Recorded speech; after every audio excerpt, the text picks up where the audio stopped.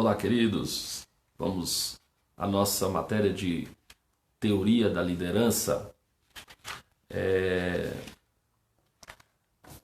Nós enviamos uma apostila para vocês e tem como introdução uma pequena resenha sobre o líder como elemento fundamental para o crescimento de um trabalho, de uma organização, de uma igreja, de um governo, de um núcleo familiar, da vida pública e assim sucessivamente.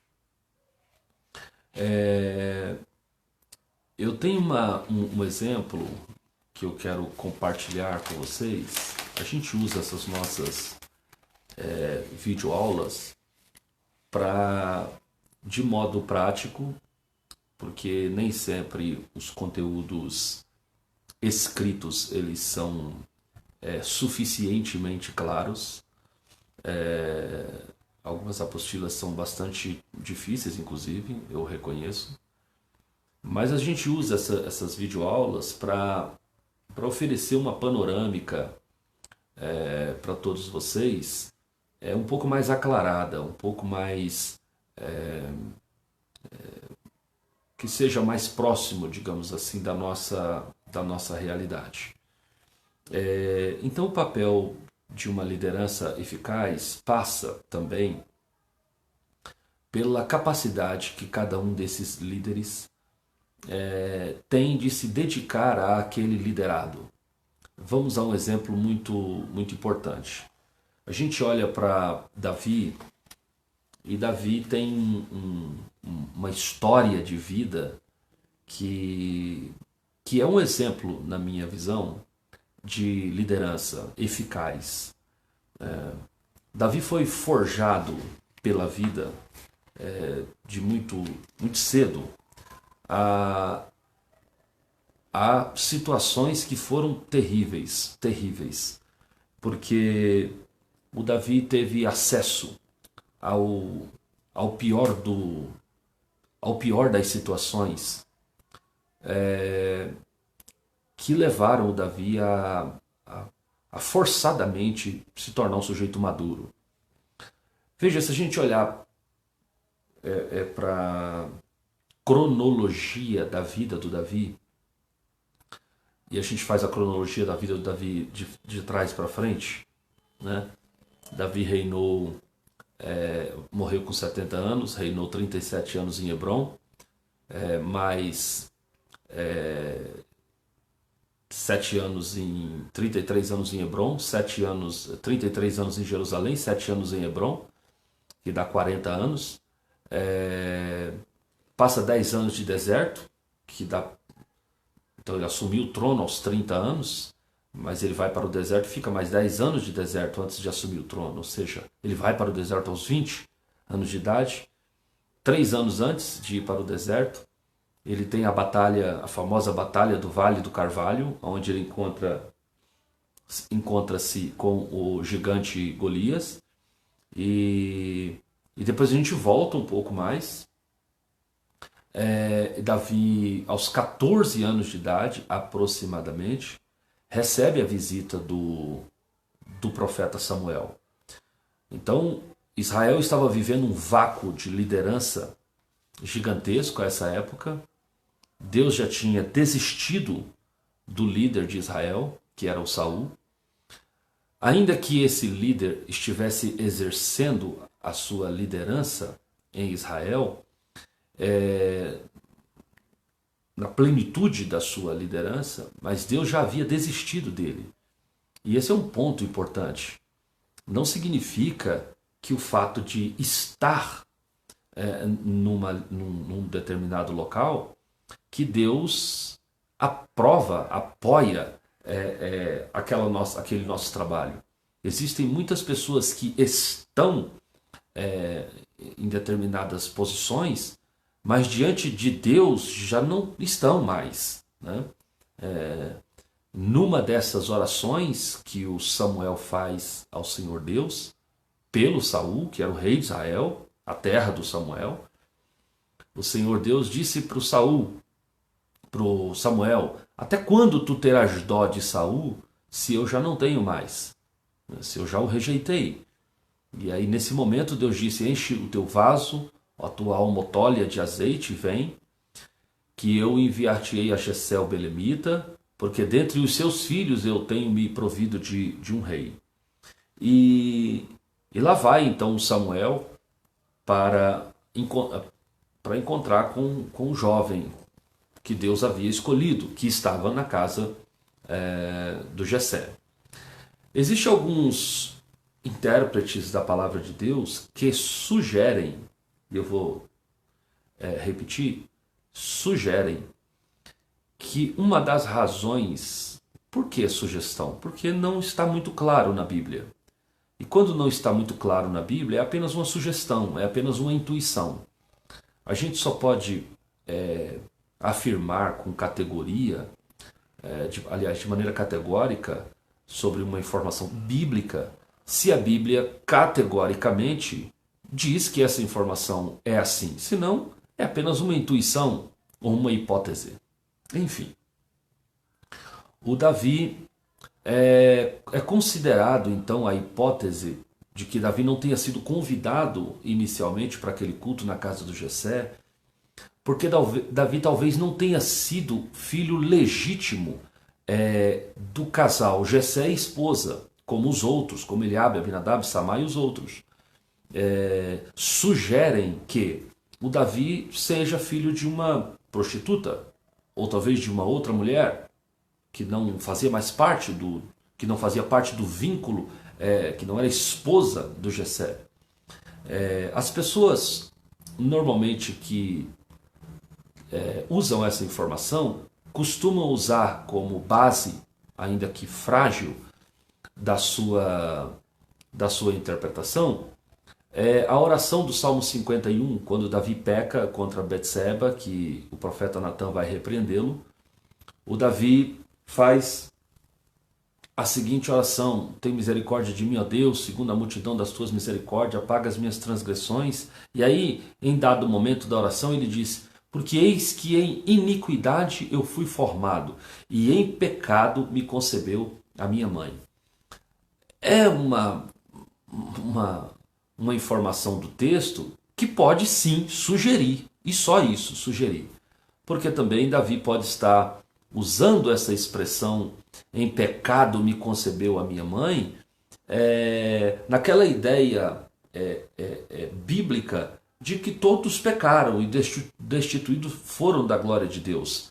Então, o homem nasce em pecado.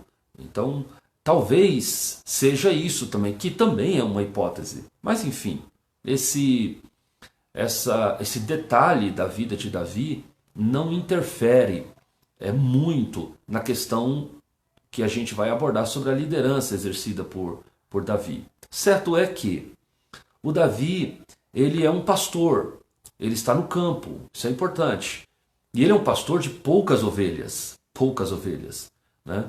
E isso sim é um fato, de que normalmente se colocava à disposição de um homem, um rebanho, de acordo com a potencialidade, a capacidade daquele sujeito. Se aquele sujeito tivesse uma capacidade, aos olhos do dono dos animais, uma capacidade de cuidar de 100, 200 animais, ele iria cuidar de 100, 200 animais. Se ele tivesse uma voz forte, um timbre de voz forte, porque a ovelha atende muito pelo grito do pastor, pela entonação da voz do pastor. Então, um líder que era mais franzino, que era mais fraco, que não mostrava grande autoridade diante do rebanho, normalmente dava-se a esse líder, esse pastor, um rebanho menor, porque o tamanho do rebanho estava muito condicionado à capacidade de tal pessoa. Ou seja, as ovelhas do pai de Davi, que foram dadas a ele, Davi, foram dadas poucas ovelhas. Provavelmente o pai intuía que aquele garoto, aquele menino, ainda não tinha capacidade, liderança suficiente para cuidar de muitas ovelhas. Então, isso sim está relacionado com a capacidade de Davi, pelo menos a capacidade de Davi na avaliação do seu pai. Muito bem. E ele cuida de poucas ovelhas. Lembra quando Davi vai ao encontro do Golias, lá no Vale do Carvalho? O seu irmão Eliabe olha para ele e diz: com quem tu deixaste aquelas tuas poucas ovelhas? Então, Davi era um líder de poucas ovelhas. Quando o irmão de Davi faz esse esclarecimento para Davi, ou essa repreensão para Davi, ele está querendo dizer que Davi não tem capacidade o suficiente. O que você está querendo saber sobre guerra, sobre inimigo, sobre isso e aquilo, se você não tem capacidade o suficiente? O tanto de ovelhas que você tem atesta a sua pseudo-capacidade. Só que Davi, conhecendo o Deus que ele servia, a vocação que ele tinha, a chamada que ele tinha, e até o currículo que ele tinha, essa época ele já tinha matado leão e urso, o Davi simplesmente ignora as palavras derrotistas do seu irmão e avança o seu caminho até o ponto dele ser chamado para estar na frente de Saul e então colocar-se à disposição da guerra. Muito bem. Então Davi era uma pessoa que foi chamado por Deus. O Jessé desce na casa e unge o Davi diante dos olhos de seus irmãos. 3 anos depois, o Davi vai guerrear contra o gigante Golias.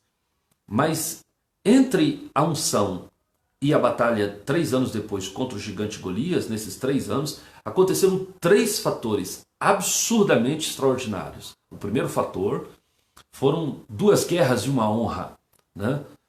Aliás, a proporção nossa é assim, a cada 2 guerras uma honra.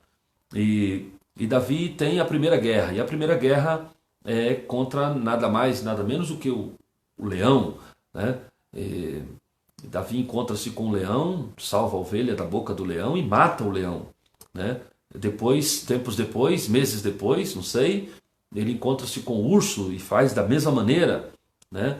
E lá no palácio está acontecendo uma situação espiritual muito séria na vida do rei Saul. E o rei Saul está possuído por espíritos de demônio, de modo que o Saul num daqueles momentos, um servo de Saul diz assim: olha, eis que o espírito mal, por permissão de Deus, ataca você. Então permita que a gente busque em Israel um homem que saiba tocar bem e que tenha sobre ele o espírito do Senhor, para que ele fique aqui. E há de ser que quando o espírito mal da parte do Senhor vier sobre ti, ele vai tocar o seu instrumento e você vai ficar bom. Então Saul permite. Quando Saul dá o ok, ali na mesma sala havia um homem que conhecia nada mais e nada menos do que 9 qualidades de Davi. Eu conheço um homem, Davi, filho de Jessé, o belemita, varão animoso, gentil aspecto, sisudo de palavras, sabe, toca bem, e o Senhor Deus é com ele. Então o rei diz: então manda chamá-lo. E Davi então é chamado ao palácio, né? E no palácio o Davi se depara com uma vida palaciana, né?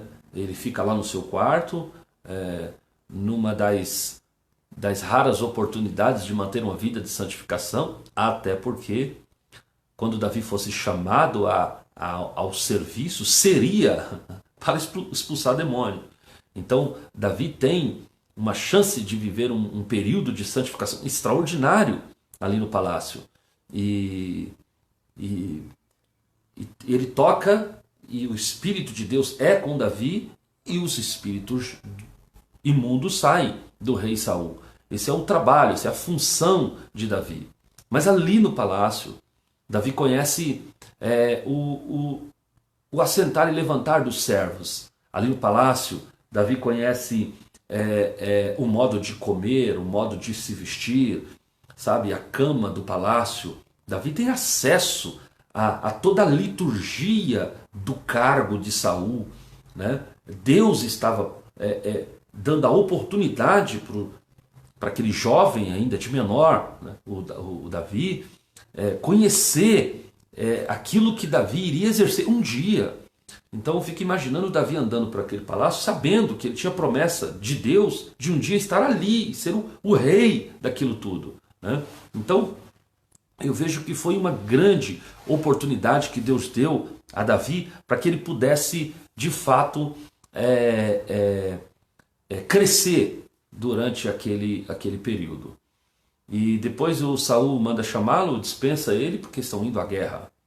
Davi então volta a cuidar de ovelhas, porque era a função que ele tinha em casa.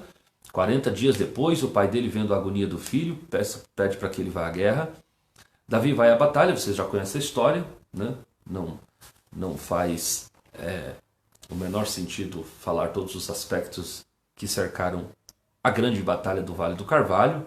Davi pega as pedras e fere o gigante, pega a espada do gigante, corta a sua cabeça. Quando acaba a batalha, sobram 2 troféus, a espada do gigante e a cabeça do gigante. Davi pega a espada do gigante e dá a um sacerdote, o chefe dos sacerdotes, chamado Aimeleque.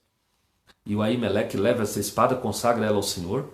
E Davi pega a cabeça do gigante e com ela ele entra em Israel. Muito bem.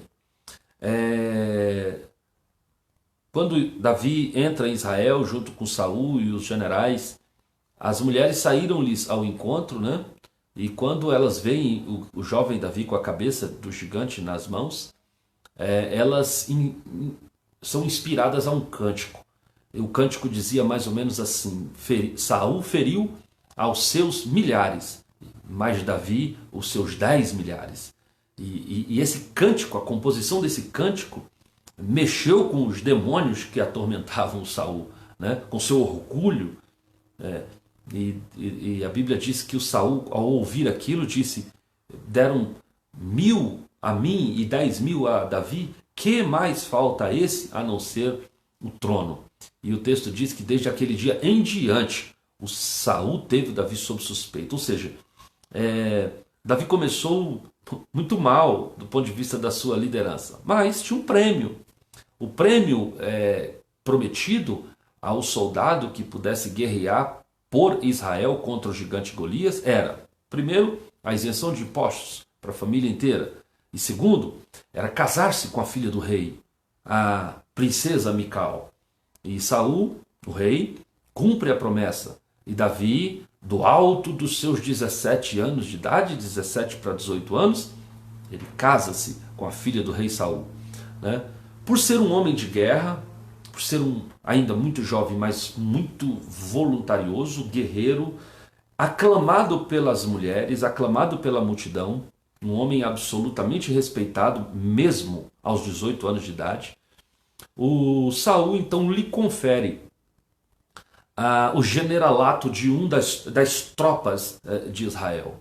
Veja bem, para ser general de um exército como Davi foi, do alto dos seus 18 anos de idade, não era qualquer coisa, não era uma função muito simples. Ele não estava lidando ali com homens que iriam, como eu posso dizer, desqualificados. Eram homens absolutamente qualificados, né? Estava sob a supervisão do general Davi, do jovem general Davi, todos os escalões do exército, né? Se fosse nos dias de hoje, na nomenclatura de hoje, estaria sob a sua liderança soldados, cabo, tenente, capitão e por aí vai. O Davi era responsável por homens e ele, Davi, poderia aferir qual daqueles homens que tinham trabalhos excelentes, que poderiam ser promovidos ou não. Então era um cargo de muita responsabilidade que o Davi estava assumindo em Israel. Mas o que acontece é que 2 anos depois, né, quando Davi completa 20 anos de idade, o primeiro livro do Samuel, capítulo de número 20, Davi está num dilema terrível, né? Porque ele descobre que o rei Saul quer matá-lo, né? E ele encontra o seu cunhado, Jonatas, e diz: que fiz eu? Qual o meu crime diante do teu pai? Que ele procura tirar minha vida? E o jovem Jonatas disse: olha, não vai a festa de lua nova, eu vou descobrir quais são as reais intenções do meu pai, porque o meu pai não faz nenhuma coisa grande ou pequena sem antes me participar, e eu quero que você não vá, então. E Davi, então, não vai, se esconde atrás da pedra, e Jonatas vai saber quais são as reais intenções de Saul contra o seu cunhado, o Davi. E eram as piores possíveis. O Saul assentou-se e colocou uma lança do lado para ferir o Davi, mas quando viu que Jonatas o protegia, desferiu a lança contra o seu próprio filho, que estava esperto, e esquivou-se da lança. E Davi então Jonatas então sai daquela reunião com uma certeza. O Davi era persona não grata, o pai iria matá-lo mesmo. As notícias de que o pai iria matá-lo eram reais. E o Davi então vai ao encontro do Jonatas, fazem uma aliança, se abraçam, e Davi então vai embora. E agora ele vai para o deserto. Vai para o deserto. Por que é importante falar sobre esse assunto em teoria da liderança? Porque a gente vai entender alguns aspectos na liderança de Davi que são muito parecidos com o dia a dia do nosso ministério, da nossa vocação, no nosso trabalho na empresa, na faculdade, em todas as áreas de atuação.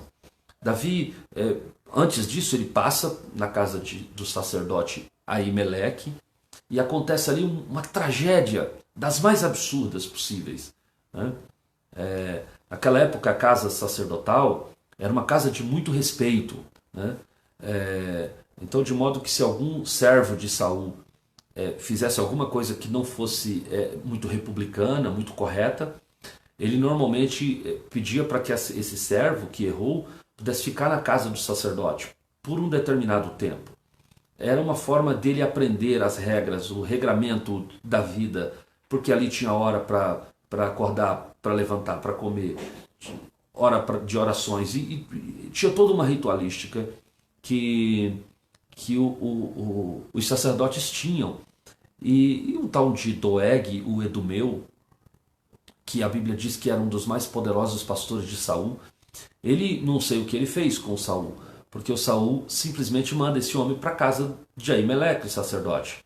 Era uma casa grande, moravam 86 sacerdotes, 86 sacerdotes. E ali naquela casa, o Davi chega. Quando o Aimeleque abre a porta, que ele era amigo de Davi, Davi tinha amizades com ele. Quando abre a porta, que Davi olha para o Aimeleque, por trás do Aimeleque, o Davi vê o Doeg, o Edumeu. E ele sabe que ele não pode explicitamente dizer o que está fazendo, porque isso ia colocar em risco a própria vida do Davi e a própria vida do Aimeleque. Então ele mente. Ele disse assim: olha, o rei me encomendou um negócio e eu saí apressado e eu quero saber se tem aí algum pão. E o sacerdote disse: olha, não tem pão, apenas o pão santo, né? Que a cada sábado trocava, e era um dia de sábado. E aí Davi disse: não, o sacerdote só tem pão santo. Davi disse: não, mas os sacerdotes, os rapazes que estão comigo estão limpos, estão santos. Então eles comeram do pão. Depois Davi pergunta: tem aí alguma espada ou lança? Porque eu saí correndo, o negócio era apressado. E aí o sacerdote lembrou-se da espada que o próprio Davi tinha dado a ele lá na batalha do Vale do Carvalho 3 anos antes. Olha, a única espada que eu tenho é aquela que você me deu para consagrar diante do Senhor quando tu venceste, cortasse a cabeça do Golias. Davi disse: então me dá essa espada. E ele, de posse da espada, os rapazes comem e Davi vai embora. O Doeg estava na casa, percebeu que estava muito estranho aquilo. Deu um jeito de sair da casa do sacerdote, correu até o rei Saul. E quando chegou a Saul, disse: olha, Saul disse: por que você saiu da casa do sacerdote? Ele disse: não, vim trazer-te uma mensagem. O que está acontecendo com o Davi? O rei disse assim: olha, o Davi é meu inimigo, vou matá-lo. E aí o Doeg disse: olha, ele passou pela casa de Aimeleque, sacerdote. E o sacerdote não somente deu pão para Davi e para os seus homens, 5 rapazes que com ele estavam, mas também deu arma para ele. Então o rei Saul ficou enfurecido. Vamos lá para a casa do sacerdote Aimeleque. Quando chega lá, estão lá os 86 sacerdotes. E quando eles chegam na casa, ele fala com Aimeleque, e Aimeleque disse: olha, eu não sabia, rei, não estava sendo contra o rei, eu simplesmente não tinha a menor ideia de que o Davi estava fugindo. Mas o rei não acreditou e decretou a morte dos sacerdotes. E aí mandou que a sua guarda, que estava com ele, pudesse arremeter contra os sacerdotes e matá-los. Mas os guardas de Saul não quiseram matar os sacerdotes de Deus. Então o Doeg, o Edumeu, que estava com ele, disse: eu mato. Pegou a espada, e aí se cumpre um dos versículos mais tristes do ministério do Antigo Testamento. A Bíblia diz que morreram naquele dia 85 homens que vestiam éfode de linho. 85 homens que se sacrificavam diante de Deus. Foram mortos no mesmo dia. Aí você pode dizer: professor, você disse que eram 86, porque morreram 85. Porque um deles escapou. Talvez o mais jovem de todos, não se sabe. Um sacerdote por nome de Abiatar conseguiu escapar. E foi ao encontro de Davi, que já estava longe, e relatou para o Davi o que a passagem de Davi pela casa de Aimeleque havia resultou na morte de 85 sacerdotes. Agora, eu fico imaginando como estaria a cabeça do Davi depois de uma informação daquela. Porque Davi já vem absolutamente destruído. Ele está sendo acusado de crimes que ele não cometeu. Ele está sendo caçado à morte por um homem que ele não fez absolutamente nada. Ele mesmo disse: qual é o meu crime? O que eu fiz para o seu pai para que ele procura tirar minha vida? Quando Davi sai de casa, ele recebe a notícia de que a esposa dele, a Mical, o sogro, o rei Saul, tirou de Davi e deu para um outro homem. Imagina a cabeça desse homem. Imagina a condição psicológica desse líder. E agora, ainda tendo que carregar sobre os seus ombros o peso de ter matado o seu amigo Aimeleque e 85 sacerdotes de Deus. Davi estava numa situação absolutamente crítica do ponto de vista vocacional, do ponto de vista motivacional, do ponto de vista psicológico. Davi estava arrebentado. Mas ele caminha então e chega até a famosa caverna de Adulão, né? E quando ele chega na caverna de Adulão, ele encontra um grupo de pessoas que descem ao encontro dele. A Bíblia denomina esses homens de homens angustiados, endividados e de espírito desgostoso. Endividados, moralmente para baixo. Angustiado, psicologicamente para baixo. Espírito desgostoso. O ânimo deles também estava para baixo. Alguém que está acometido de tantas mazelas como essa, jamais conseguirá subir ao octógono da vida, ao ringue da vida para duelar. Então, Davi poderia olhar para aquela caverna, para aquela situação, e Davi tinha acabado de sair do quartel, aonde ele lidava com soldados excelentes que duelavam entre si para ver quem seriam os melhores. A concorrência dos soldados do pelotão de Davi fazia com que a excelência fosse gigantesca. E homens animados, homens com a moral lá em cima. E agora Davi encontra um grupo totalmente ao inverso. Arrebentado, endividado, angustiado, espírito desgostoso. Qualquer um de nós, ao bater o olho em pessoas desse jeito, com esse tipo de situação, iria simplesmente desistir. Falar: não, desse grupo aqui não sairá nada que presta. Mas Davi era um líder que conseguia enxergar além daquilo que os seus olhos ou que a situação estava mostrando, né? Davi conseguiu enxergar qualidades e habilidades naqueles homens, qualidades e habilidades estas que nem os próprios homens acreditavam que tinham. Mas a grande sacada de uma liderança eficaz é você conseguir enxergar capacidade onde outros não enxergam. Porque todo liderado, toda pessoa, ele tem uma habilidade inata, ele tem algo bom a oferecer. Hoje a gente tem a facilidade de querer pessoas melhores, a gente não trabalha para fazer pessoas melhores. A gente simplesmente quer que essas pessoas estejam conosco, ponto. Isso em toda a área da vida. A gente contrata uma pessoa para trabalhar no escritório da nossa empresa e você, evidentemente, vai percebendo nos primeiros dias o quanto a pessoa é inábil para determinadas funções essas das quais você considera corriqueiras e simples e tranquilas de fazer. Mas essas pessoas mostram uma dificuldade extrema e a gente logo quer não, contratei errado, vou pegar uma pessoa melhor. A gente não tem capacidade de se dedicar àquela pessoa a fim de fazer aquela pessoa uma pessoa melhor. Então, o líder é aquele que não recebe pronto, mas trabalha para fazer. E isso é extraordinário. O líder é aquele que, ao ver a impossibilidade, não desanima diante da impossibilidade, mas ele consegue enxergar qualidades que os seus próprios liderados não estão conseguindo enxergar. Essa é a capacidade do líder. Por isso que Davi é tão importante, e eu escolhi como primeiro personagem dos 6, que a gente quer falar sobre teoria da liderança, porque Davi viu o que aqueles homens nem sabiam sequer que tinham. Naquela época, quem devia na cidade tinha que pagar, e se não pagasse era levado como escravo, ou a família era levada como escravo.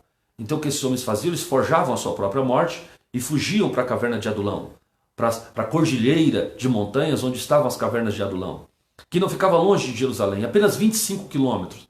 Mas aqueles homens viviam exilados, eles não podiam voltar, a não ser que eles tivessem dinheiro para quitar as suas dívidas.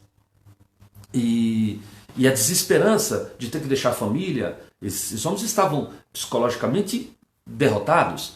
E quem sabe olhando a cidade ao longe, apenas 25 quilômetros, Jerusalém é uma cidade alta, e a região onde eles estavam era a região embaixo, de modo que não tinha nenhuma expectativa para aquelas pessoas. Mas Davi olha aqueles homens e trabalha naqueles homens. E uma das... A gente quer o marido perfeito, a esposa perfeita, a gente não quer fazer o marido perfeito ou a esposa perfeita. A gente quer que venha tudo pronto. A gente quer filhos perfeitos, mas a gente não gasta tempo fazendo esses filhos, muitas vezes imperfeitos, serem pessoas perfeitas.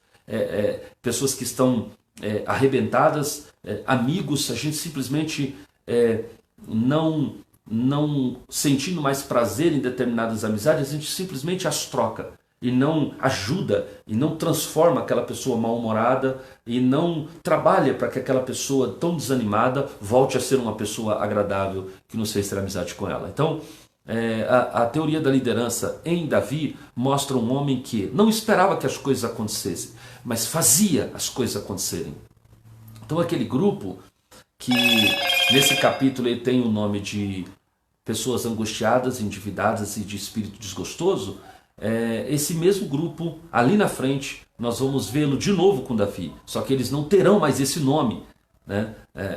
Quando o grupo se manifestar de novo com Davi no texto bíblico, nós vamos vê-los sendo chamados de valentes de Davi. Veja, eram homens angustiados, endividados e de espírito desgostoso. A Bíblia diz que Davi se fez chefe deles, e depois eles eram os valentes de Davi. Então, e eram homens extraordinários. Se você lê um pouco, tanto aqui em 1 Samuel como no livro das Crônicas, principalmente em Crônicas, os feitos daqueles homens extraordinários, homens que com uma espada na mão duelou contra 800 homens e matou os 800 homens e não conseguiu desgrudar a espada da mão porque a espada ficou pegada à sua mão. Homens extraordinários. Um homem que num tempo de neve, um leão numa cova, ele desce sem ter uma espada na mão, com um arco de tecelão, ele fere um leão na cova num tempo de neve. homens leais. Davi um dia, cercado pelos inimigos, disse: ah, quem me dera beber da cisterna que está na entrada de Belém. Aqueles homens com a espada na mão rasgam aqueles exércitos com um cântaro na mão, vão até a cisterna, trazem água e rompem o exército de volta somente para dar a água para o Davi. Uma lealdade absurda. Davi olhou aquela água e disse: jamais eu beberia o sangue dos meus homens. E aí fez um ritual, um culto, né? A Bíblia diz que Davi derramou aquela água perante o Senhor em gratidão a Deus pela lealdade dos seus homens. Agora, aonde estavam esses homens? Estavam na caverna. Eram homens que ninguém dava nada por eles. Mas Davi trabalhou neles de tal maneira que esses homens se tornaram pessoas extraordinárias. Eu quero deixar apenas aqui uma única lição. Agora não falando mais como um teólogo, mas como um psicólogo. De como você cuidar de pessoas, como você transformar piores em melhores, como você transformar pessoas que não têm em pessoas que têm e têm muito para oferecer. Uma das dicas mais simples que você pode fazer, uma das lições, um dos remédios mais disponíveis, mais fácil que você tem para usar nessas pessoas é a escuta, né? Não a escuta por escutar, mas a escuta qualificada, né? A pessoa está numa terapia e ele vai ao psicólogo e ele está cheio de problemas e tal, ele senta ali, o psicólogo senta à sua cabeceira e ele começa a falar, o psicólogo faz algumas anotações, corrige um pouco a trajetória daquilo que a pessoa está dizendo, e a pessoa sai depois de 50 minutos dizendo: ah, como eu estou melhor, como eu estou bem, né? A esposa chega atarefada do trabalho e o marido resolve ouvi-la, não aquele ouvido de tá amor, ok, diga aí, resume, não, mas aquela escuta qualificada, perguntando, se interessando pela história, olhando no olho, perguntando como foi, citando elementos da narrativa da pessoa que a pessoa acabou de dizer, para mostrar que você está interessado na história, está interessado na pessoa, e a pessoa, quando terminar, ele vai se sentir melhor.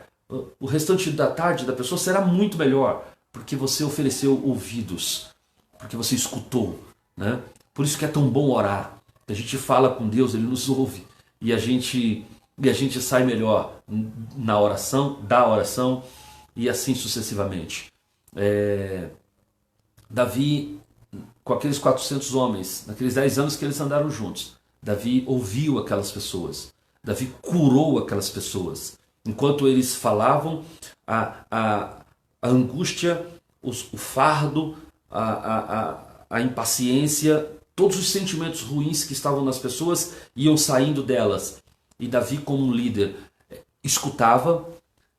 E outra coisa que é importante na nossa escuta, para você que é líder, é não diminuir a intensidade do problema da pessoa. Isso é importantíssimo. Nunca diminua a intensidade da dor de ninguém. Esse é o primeiro ponto. Segundo ponto, nunca conte problemas terríveis que você está vivendo também para equiparar a tua situação à situação da pessoa, né?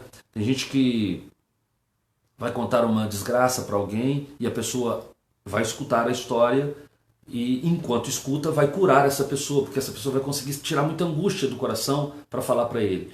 Aí, depois que ela tira a sua angústia, eu digo: olha, tua situação é difícil, mas a minha não é nada diferente da sua. Aí abre a boca e começa a falar das suas próprias angústias, ou seja, a pessoa acabou de tirar o tóxico de dentro dela e agora você coloca um outro tóxico dentro dela, entende? Então a escuta de um líder eficaz, de uma escuta qualificada, é aquela escuta que você, mesmo tendo problemas, oculta esses problemas, porque o interesse agora é curar aquele que está com problema.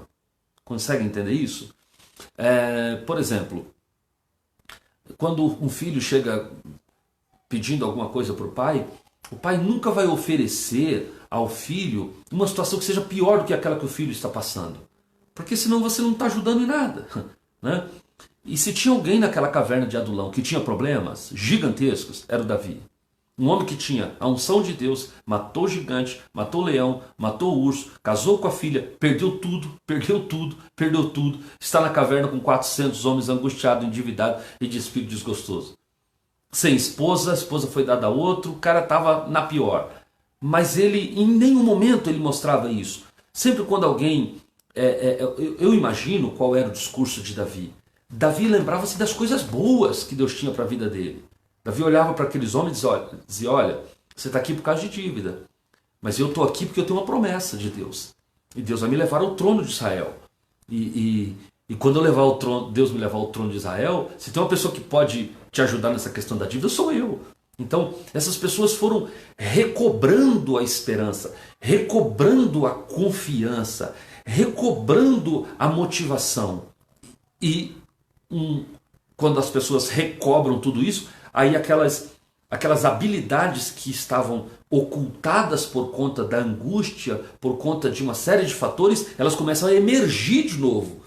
E quando emergem, mostram que aqueles homens não são os coitadinhos, são guerreiros extraordinários, são pessoas absolutamente leais. E agora Davi tem um exército que trabalha para ele. Então, ele não pegou um exército de valentes, ele pegou um exército de covardes, de homens absolutamente destruídos, mas ele conseguiu reverter isso porque ele usou a sua liderança com uma escuta eficaz, com uma capacidade de levantar o ânimo daquelas pessoas. Ele transformou um exército de covardes, um exército de angustiados, em um exército valoroso, que defendia Davi em tudo.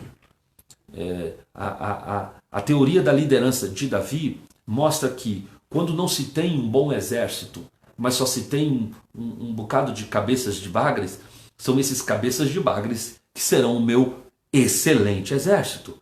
Porque Deus deu a nós a capacidade de mudar pessoas. Deus deu a nós a capacidade de transformar aqueles que não são em pessoas que são. Aperfeiçoar santos. Aperfeiçoar significa, etimologicamente falando, aperfeiçoar significa tirar tudo aquilo que não faz parte do excelente fora. Então aperfeiçoar é raspar tudo aquilo que está cobrindo a excelência, sabe? E isso na vida, isso na igreja, isso no casamento, né? Então não adianta dizer assim, pastor, minha mulher não tem jeito não, essa mulher não tem sido bênção, então eu vou trocar a minha mulher por outra que seja bênção. Não, a tua bênção é essa daí. Não, pastor, isso aqui é só um estrupício. Não, mas por trás e por baixo desse estrupício tem uma bênção.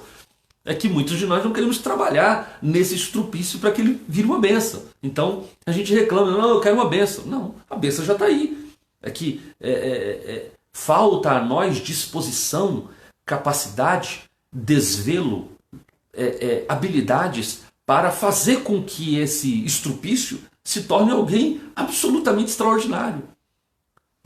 E quando Deus faz uma obra numa pessoa muito terrível, aqui tem pastores aqui me ouvindo, quando Deus faz uma obra extraordinária na vida de uma pessoa terrível, que te custou lágrimas, que te custou muito trabalho, que te custou muitas visitas, depois que Deus transforma essa pessoa, é o teu melhor obreiro.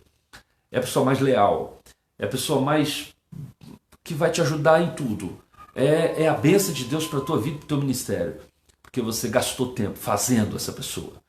Então, se você quiser uma igreja abençoada, gaste tempo fazendo essa igreja abençoada, usando a liderança que Deus te deu e as ferramentas de liderança que Deus colocou à sua disposição para que você seja abençoado e tenha uma igreja abençoada. Ok? Bom, para não ser muito demorado nas minhas palavras, que já falei até demais, normalmente os vídeos costumam ser mais curtos, e na próxima aula nós vamos falar sobre as semelhanças e as diferenças entre a liderança eficaz de Elias e de Eliseu, de Jesus Cristo e de João Batista. Será o tema da nossa próxima aula. Ainda essa semana a gente está postando mais essas reflexões acerca da teoria da liderança, ok? Repetindo, quem ainda não pegou seu material, entre em contato com a gente no particular aí e a gente está mandando para vocês. Deus abençoe em nome de Jesus e avante! Se Deus quiser, fiz uma programação para no mês de janeiro nós estarmos concluindo o nosso módulo de bacharel em teologia. Em fevereiro, se Deus quiser, está formando vocês, entregando certificados para todos vocês. Deus abençoe a vossa vida, em nome de Jesus.